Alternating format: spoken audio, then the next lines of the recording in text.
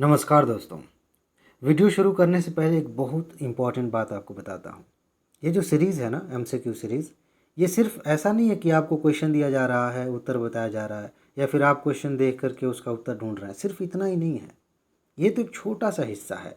इसका असली मकसद ये है कि आप अच्छे से समझ पाएँ कि कितने फ्रेम में प्रश्न बनाए जाते हैं, किस तरह के क्वेश्चन में कौन सा तरीका इस्तेमाल किया जा सकता है, और इसके अलावा जो एग्ज़ाम आने वाला है उसके लिए कौन सा टॉपिक सबसे ज़्यादा इम्पॉर्टेंट है, उस पर किस तरह से प्रश्न बनाया जा सकता है।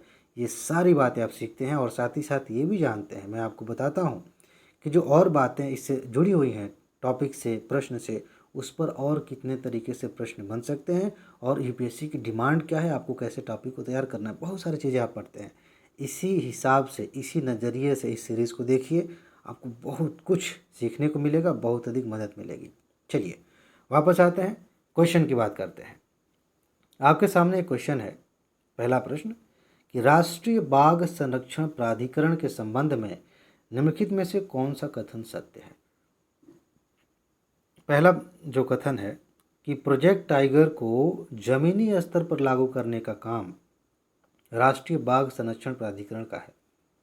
और दूसरा कथन है कि इसके तहत अब तक देश के 18 राज्यों में 50 टाइगर रिजर्व संचालित हैं। उत्तर देख लीजिए इसका। केवल एक, केवल दो, एक और दो, दोनों, इनमें से कोई नहीं। इसका सही उत्तर होगा केवल एक, इसका सही है। ठीक है, अब मैं आता हूँ इस क्वेश्चन पे, बाकी चीज़ों को देखते हैं।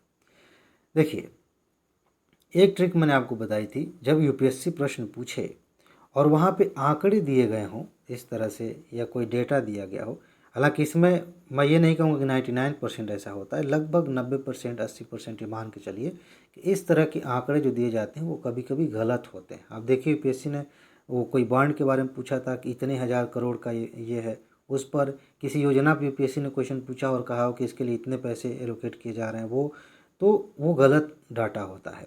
यूपीएससी ये नहीं जानना चाहती कि आप, मतलब आपसे उम्मीद ये नहीं करती कि हर डाटा को आप रट लें, थोड़ा सा अपना भी दिमाग लगाएं ना। तो फिलहाल इसका ध्यान रखिएगा। एक ट्रिक भी है ये, इस तरह के क्वेश्चन मैं दिखाऊंगा जो ट्रिक और डिमांड वाली सीरीज़ है उसमें। फिलहाल इसको आप ध्यान रखें, ये गलत है तो ये भी ख़त्म हो जाएगा, ये भी ख़त्म हो जाएगा, इनमें आपको बात करनी थी। बाकी यहाँ पर ट्रिक काम नहीं आएगी। अगर आपने इसके बारे में पढ़ा है तो पता चलेगा। हालांकि इसका नाम ही है बाघ संरक्षण प्राधिकरण, तो जो टाइगर रिजर्व है वो यही देखेगा ना, ऐसे भी आप गेस कर सकते हैं, लेकिन ये एक तथ्य है, इसको आप ध्यान रखिएगा। बाकी डिस्क्रिप्शन में बातें यहाँ पे लिखी हुई हैं। अभी क्या है, वो गलत इसलिए भी है क्योंकि 53 अभी है टाइगर रिजर्व्स, वो बढ़ते रहेंगे धीरे धीरे आगे चल के। यहाँ कुछ बातें और देख लीजिए जहाँ से प्रश्न पूछे जा सकते हैं। बाघों के संरक्षण के लिए 1973 में केंद्र सरकार ने प्रोजेक्ट टाइगर की शुरुआत की थी। पीसीएस एग्जाम्स में इसको लेकर खूब प्रश्न पूछे जाते हैं, यूपीएससी ने भी पूछे हैं, लेकिन सीधा सीधा प्रश्न जो बनता है कि कब प्रोजेक्ट टाइगर की शुरुआत हुई, ये प्रश्न पूछा जाता है ऐसे सीधा। 1973 याद रखिएगा। इसका उद्देश्य भारत में उपलब्ध बाघों की संख्या के वैज्ञानिक, आर्थिक, सांस्कृतिक और पारिस्थितिकी मूल्यों का संरक्षण सुनिश्चित करना। यह सिंपल सी लाइन है। इसके तहत अब तक देश के 18 राज्यों में 53 टाइगर रिजर्व संचालित है। ठीक है, और टाइगर रिजर्व नेटवर्क के तहत और क्षेत्रों को लाने के प्रयास किए जा रहे हैं। प्रोजेक्ट टाइगर को जमीनी स्तर पर लागू करने का काम राष्ट्रीय बाघ संरक्षण प्राधिकरण का है। ये लाइन में था, ठीक है, क्वेश्चन वाले में। और यह प्राधिकरण, ये इंपॉर्टेंट है, यहाँ से क्वेश्चन बन सकता है। यह प्राधिकरण पर्यावरण मंत्रालय के तहत, इसका पूरा नाम है पर्यावरण और जलवायु परिवर्तन मंत्रालय, उसके तहत एक वैधानिक निकाय है। कानून बनाकर इसे बनाया गया है। इसकी स्थापना कब हुई थी? 2006 में वन्य जीव संरक्षण अधिनियम 1972 के प्रावधानों में संशोधन करके। जब मैंने आपको ये पढ़ाया था, अधिनियम बहुत इंपॉर्टेंट है, यहाँ से खूब प्रश्न आते हैं, वहाँ पे मैंने बताया था कि इसके तहत कितनी संस्थाएं बनाई गई हैं, कितने आप कह सकते हैं कितनी बॉडीज़ बनाई गई हैं। ठीक है, तो ये इस कानून के तहत बनाई गई बॉडी है, प्राधिकरण टाइगर क्या नाम है इसका? राष्ट्रीय बाघ संरक्षण प्राधिकरण। ठीक है जी, तो ये आपने देख लिया कि इससे कितने तरह के प्रश्न बन सकते हैं। एक तरह से आपका टॉपिक भी तैयार हो गया। अब चलते हैं दूसरे प्रश्न पे। इंटरेस्टिंग है। जगन्नाथपुरी मंदिर के संबंध में कौन सा कथन सत्य है? यहाँ पे गोला करना मत भूलिएगा, खास तौर से जब यहाँ लिखा हो कौन सा कथन असत्य है, कौन सा कथन सही नहीं है, तब। पहला कथन देखिए, इसका निर्माण 8वीं शताब्दी में पूर्वी गंग राजवंश के राजा अनंत वर्मन चोडगंग देव द्वारा किया गया था। इस मंदिर को यमनिका तीर्थ भी कहा जाता है। अच्छा, यह वैष्णव संप्रदाय का मंदिर है जो भगवान विष्णु के अवतार श्री कृष्ण को समर्पित है। अब इसमें एक नज़रिया ये है इस टॉपिक को हल करने का कि आपको ये टॉपिक अच्छे से तैयार होना चाहिए। जगन्नाथपुरी मंदिर वैसे चर्चा में रहता है, तो इसके बारे में आप जान लें किसने बनवाया था, कब बनवाया था।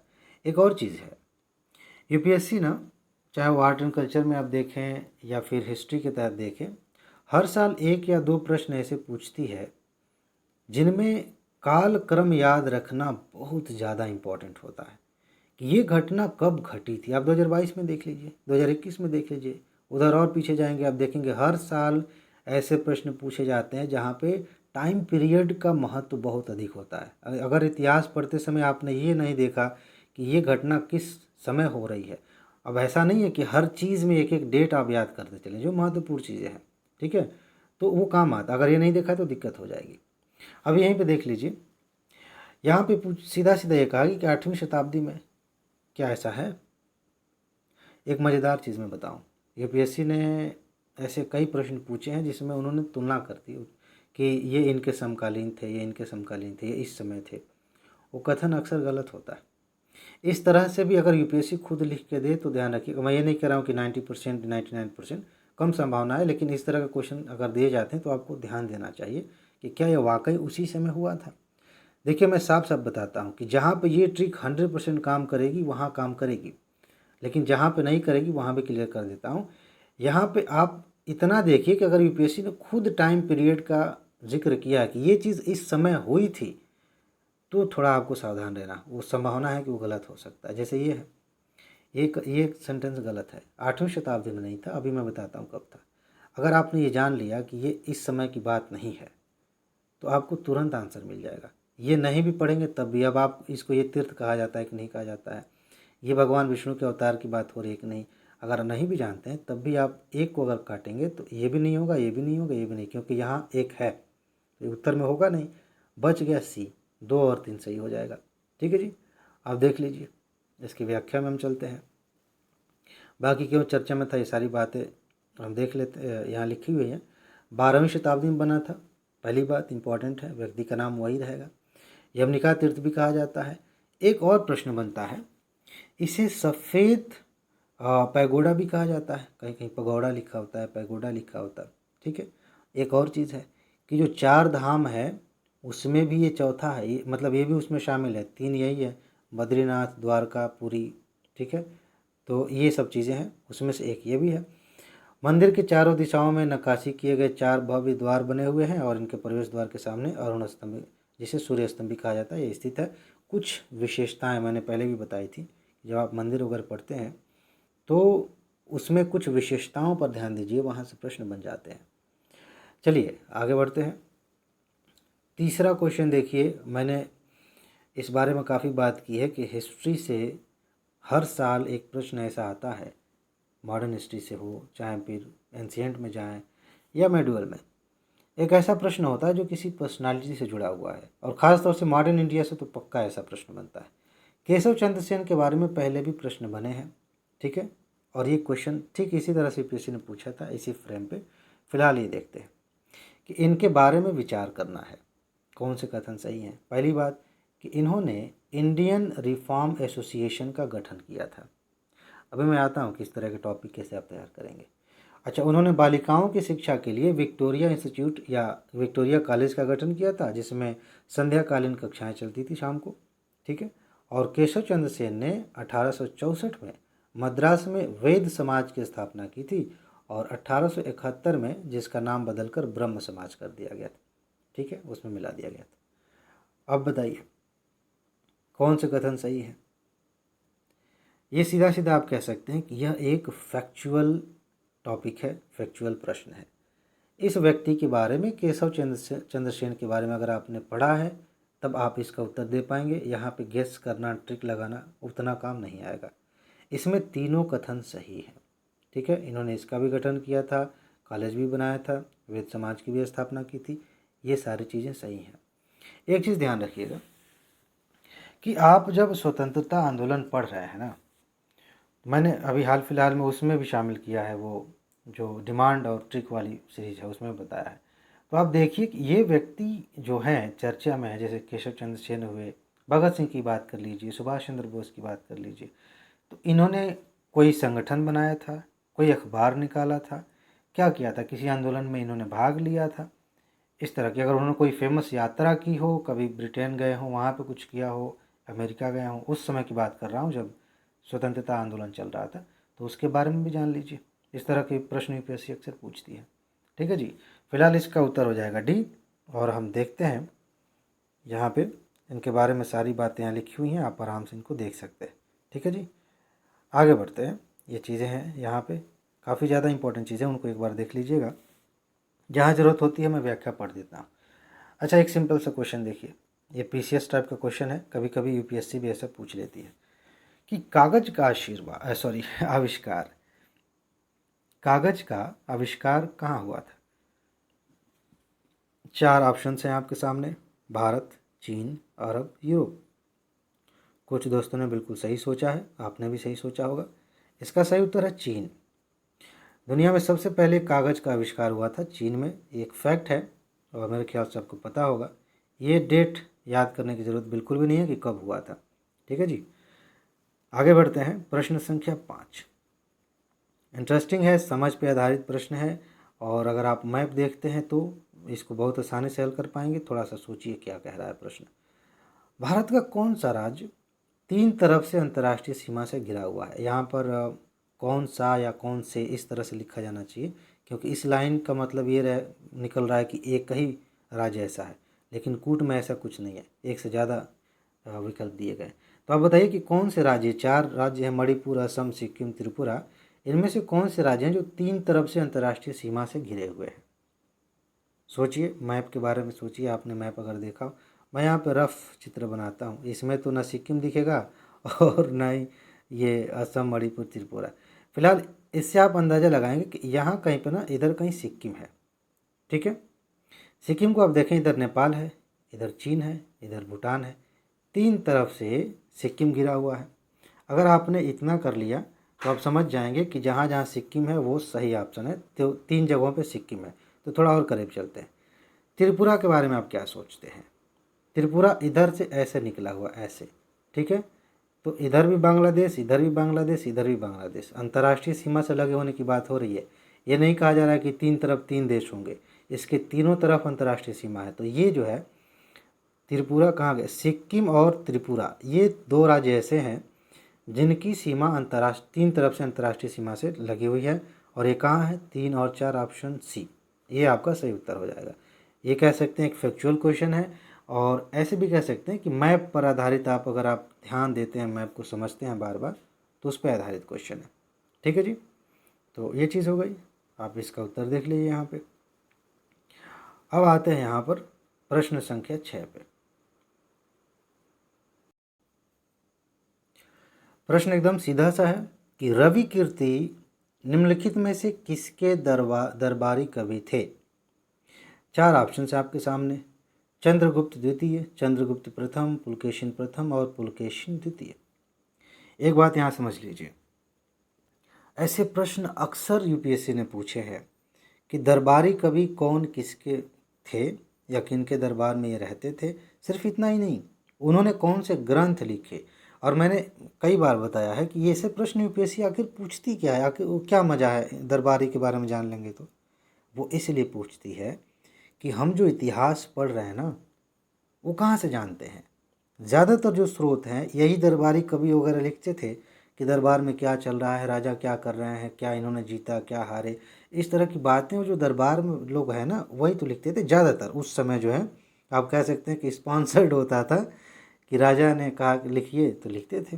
अब उसमें कितना सही है, कितना बढ़ा चढ़ा के, वो अलग की चीज़ है, लेकिन इसलिए इनका महत्व बहुत ज़्यादा है। ठीक है, कुछ ऐसे भी दरबार में व्यक्ति होते थे जो कवि भी हैं, मंत्री भी हैं, सलाहकार भी हैं, कई रोल निभाते थे, इसलिए महत्वपूर्ण है। फिलहाल इसका आप आंसर देखिए, इसका आंसर होगा डी। पुलकेशिन द्वितीय के दरबार में रवि कीर्ति रहते थे। और बाकी एक चीज़ और है जहाँ से प्रश्न पूछा जा सकता है। देखिए, पुलकेशिन द्वितीय सबसे प्रसिद्ध चालुक्य शासक था, ये चालुक्य वंश के थे। उनके दरबार में रविकीर्ति द्वारा रचित प्रशस्ति से पता चलता है। इसमें उनकी 4 पीढ़ियों के बारे में, अच्छा कौन सी प्रयाग प्रशस्ति, शायद यहाँ कुछ था, यहाँ पे मिस कर गया। आप एक काम करिएगा कि रविकीर्ति की रचनाएं क्या हैं उनको एक बार देख लीजिएगा, इंपॉर्टेंट है, ठीक है। वहाँ से प्रश्न आएंगे। यहाँ पे मेरे ख्याल से कुछ गायब है, क्या प्रशस्ति थी, यहाँ पे कुछ होना चाहिए। आगे चलते हैं।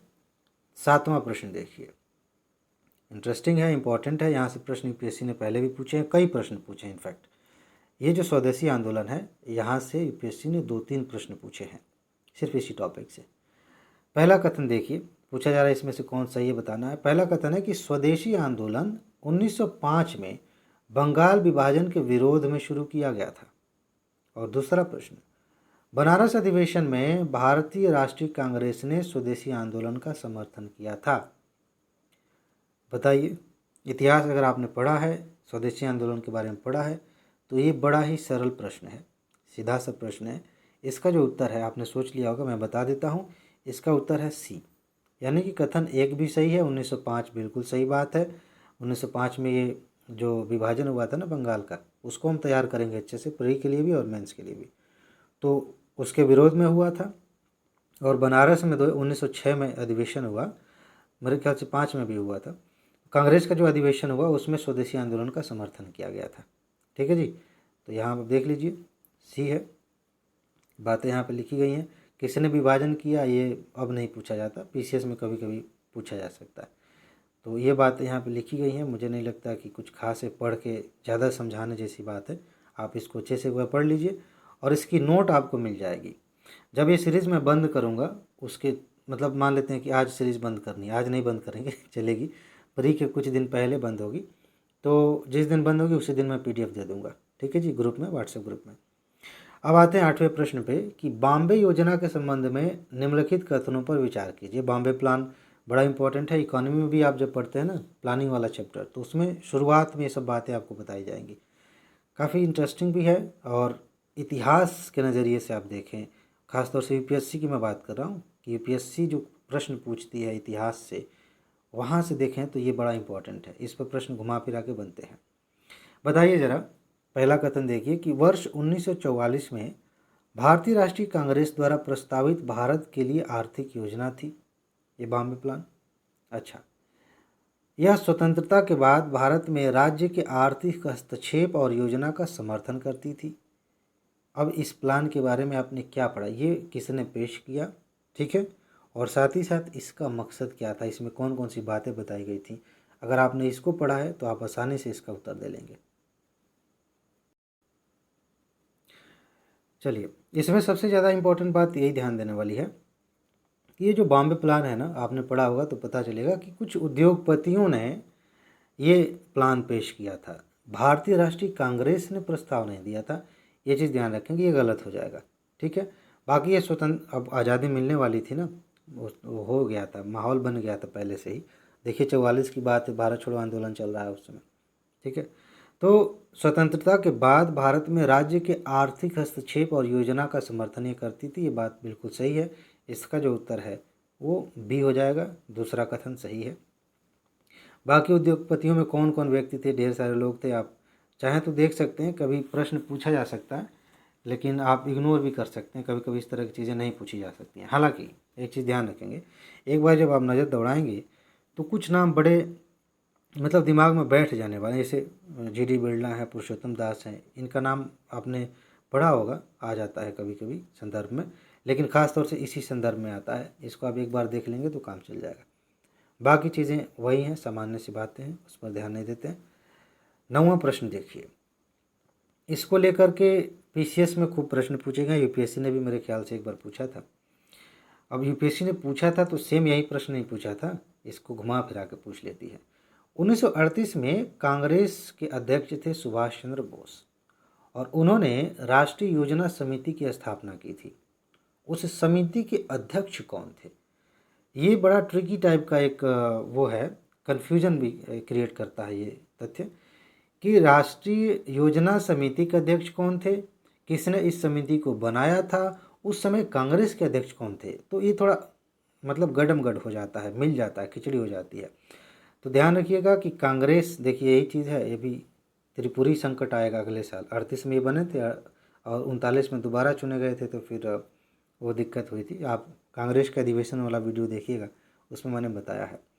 तो हुआ कि 1938 में कांग्रेस के जो अध्यक्ष थे वो सुभाष चंद्र बोस थे, और बात चल रही थी आगे योजना की बात। जब भी देखिए हमने बॉम्बे प्लान की बात की ना, तो उस पर एक कमेटी का गठन किया गया कि हाँ, योजना से संबंधित कुछ बताएं कि कैसे नियोजन किया जाएगा, कैसे योजनाएं बनाई जाएंगी सरकार के लिए, ये बात थी। उस समिति के अध्यक्ष बनाए गए थे इन चारों में से एक व्यक्ति हैं जिनका नाम है जवाहरलाल नेहरू। ठीक है जी, क्लियर हो गया, याद हो गया, इंपॉर्टेंट फैक्ट है ये। अगर आप पीसीएस एग्ज़ाम देते होंगे तो इसको अच्छे से याद कर लीजिएगा, यहाँ से प्रश्न पूछे जाते हैं, यूपीएससी भी पूछती है, ध्यान रखिएगा। इसका उत्तर हो जाएगा ए, सिंपल सी बात है। 10वां क्वेश्चन है, अच्छा है, और इसका इस्तेमाल आप मेंस में कर सकते हैं। बस एक ये जो है शब्द है ना, 2 शब्द हैं, सागरमाला परियोजना, इनको ध्यान रखिएगा। जब भी इंफ्रास्ट्रक्चर की बात होगी और चीज़ें होंगी, वहाँ आप इसका इस्तेमाल कर सकते हैं कि हाँ, इंफ्रास्ट्रक्चर में जो है यहाँ पे सरकार ने एक योजना चलाई है, काफ़ी महत्वपूर्ण योजना है, बड़ी परियोजना है। पूछा गया कि इसका संबंध किससे है, बंदरगाहों के आधुनिकीकरण से, महासागरों की स्वच्छता से, राजमार्गों के निर्माण से, या समुद्री जैव विविधता का संरक्षण से। इसका सीधा सा उत्तर है बंदरगाहों के आधुनिकीकरण से। सागरमाला की बात हो रही है, तो फिलहाल आप जो है इसको तो आप कैंसिल ही कर सकते थे, ठीक है, बाकी इसको पढ़ना पड़ेगा। वैसे आपने पढ़ लिया, याद कर लिया, इससे ज़्यादा इसके बारे में जानने की ज़रूरत नहीं है। अगर आप मेंस में भी लिखेंगे तो कह सकते हैं कि हाँ, बंदरगाहों जैसे निर्यात आयात की बात हो, इंफ्रास्ट्रक्चर की बात हो, तो कह सकते हैं कि सरकार एक परियोजना चला रही है, सागरमाला परियोजना, बहुत महत्वपूर्ण है। तो ये उसका डिस्क्रिप्शन है, आप इसको पढ़ सकते हैं। और इसमें 10 प्रश्न हो गए। अगला जो है, अब आगे इसमें कुछ नहीं है, ठीक है, तो बस इतना ही। हाँ हाँ हाँ, एक चीज़, मंत्रालय कभी कभी पूछ लिया जाता है किसी योजना का नोडल मंत्रालय कौन सा है, तो नोडल मंत्रालय जो है केंद्रीय जहाजरानी मंत्रालय इसका नोडल मंत्रालय है, ये चीज़ ध्यान रखिएगा, ठीक है। तो बस इसमें इतना ही है। अपना ख्याल रखिए, खुश रहिए, मस्त रहिए, मुस्कुराते रहिए, जल्दी से सफल होइए और ज़िंदगी को एंजॉय करिए। आगे मिलते हैं, नमस्कार।